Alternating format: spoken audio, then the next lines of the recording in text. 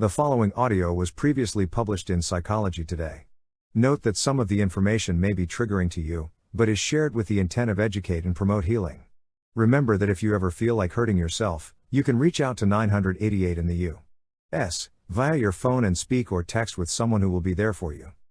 To all the abused kids who are dealing with the consequences as adults. By Jen Hinkala. The feeling of being rejected, disapproved of, or conditionally loved by one's primary caregivers is a monumental, long-lasting burden for a child to carry. It produces chronic shame, guilt, and anxiety. The child is blamed for doing something wrong and in doing so learns to perceive themselves as being bad. Darius Cikanavicius, Human Development and Trauma, How Childhood Shapes Us into Who We Are as Adults. You're safe now, but you weren't before. Before you were abused. If your experiences were anything like mine, you were told that you were worthless on a daily basis, that your feelings and needs didn't matter, and that you would never be deserving or worthy of love. Your lived experiences were denied, and you questioned your reality. Your needs and wants were never met, and you learned that in order to stay safe, you had to put others' needs before your own.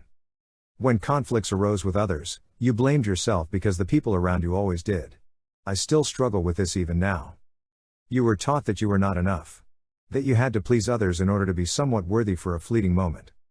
You lived on high alert, bracing yourself for the next insult, anticipating being devalued and demeaned.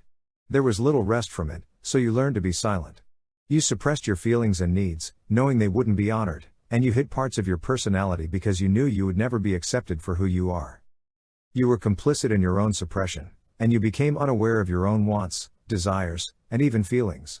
Your selfhood was stripped away.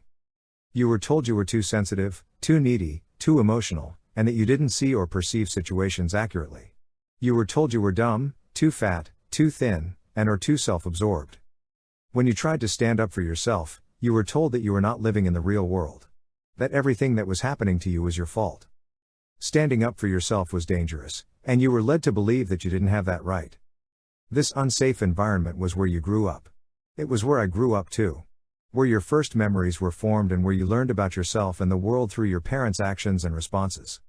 You carried your pain silently as a child and were groomed to accept abuse. Your abusers told you it was love, that they treated you that way so that you would become a better person. Yet, in reality, this just made you easier to control and manipulate. With no sense of self or personal value, you could be defined in any manner, and you'd blindly accept that definition. They told you that you were incompetent, and you didn't question it because you had been taught that others' opinions had value and yours did not. Therefore, any statement made by your abusers had to be true. You were taught that you were bad. All of your actions, thoughts, and behaviors were wrong, and you were fundamentally unworthy. If you were fortunate, as you grew, so did your awareness of your situation, and you began to break free. You cut the toxic ties of your childhood and began to cultivate a sense of self-worth. Perhaps you did what no one should have to do, cut off your parents or primary caregivers. You are safe now, but a part of you still struggles to recognize that. If your experiences of formative abuse were at all like mine, you know how hard it was to break free and unlearn what you were taught about yourself and the world. It's easy for others to take advantage of you and abuse you because of your experiences growing up and your low self-worth. For me, this manifested in one-sided friendships in which I would give and receive very little in return. Abuse is so normal to you that you find yourself drawn to it as if it's home. You now find yourself being abused in romantic relationships, in friendships, and in your place of employment. I had romantic partners who told me I was ugly, that they were only with me out of convenience. I had friends who told me how flawed I was and how lucky I was to have their crumbs of friendship. It feels so normal, so natural, so much like what you were used to. Yet it shouldn't be. You wonder why you wind up in these situations, why you don't see them for what they are, and why you cannot seem to break free of this vicious cycle. On some level you know these relationships and situations are abusive and unhealthy, but because you were never taught to trust yourself and your instincts were disarmed, you question your reality and even deny it. Even now I have to make a conscious effort to recognize the signs of unhealthy relationships, and I have had to learn that being seen, feeling supported, and being truly cared for are normal aspects of a healthy relationship. When others show you kindness and attention you feel undeserving, and you even question their motives. You slinker out of the spotlight because when you were in the spotlight before, you were ridiculed and abused. You shrug off compliments, diminish your accomplishments, and let others take the lead. You fear speaking up for yourself or offending anyone. People pleasing is a way for you to get recognition and love, so you go out of your way to do what you can for others, even at your own detriment.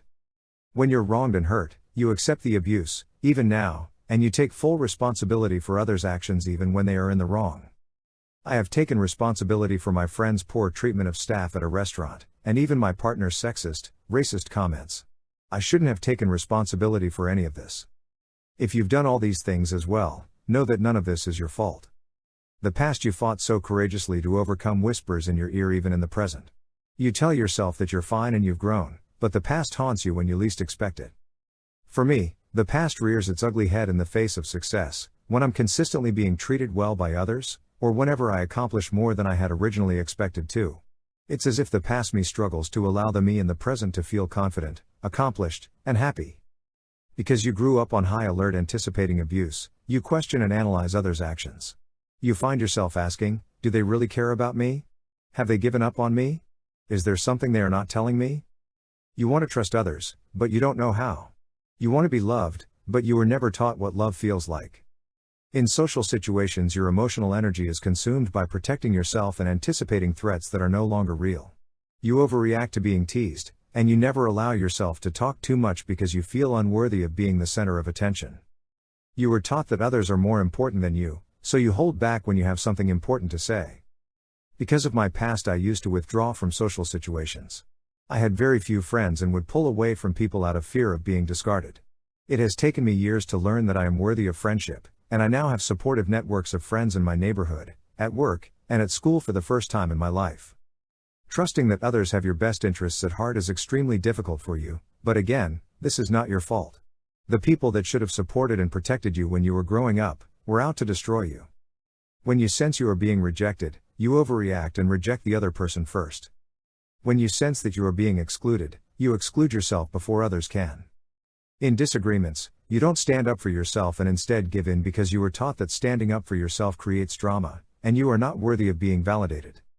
You are overly accommodating, and you compromise even when you shouldn't. I am only just now learning to take the lead at work and to voice my opinions with confidence. None of what happened to you was your fault, but now you must learn how to let go of these maladaptive coping mechanisms. Now you need to learn that you have a right to boundaries, that you have a right to be treated fairly and respectfully, and that your feelings and needs are valid. I know this will take time. It has taken me many years. In emotional situations, you need to learn not to react impulsively, but to step back and ask yourself, is the perceived threat real, or am I reacting based on how I was treated in the past? You need to surround yourself with people who see your value and accept you for who you are, because this is what healthy relationship looks like. Stop making excuses for others' ill treatment of you and remember that you don't need to take responsibility for their toxic behavior. That is for them to own, not for you. In social situations, you need to learn to take compliments and claim the spotlight when you have something interesting or valuable to say.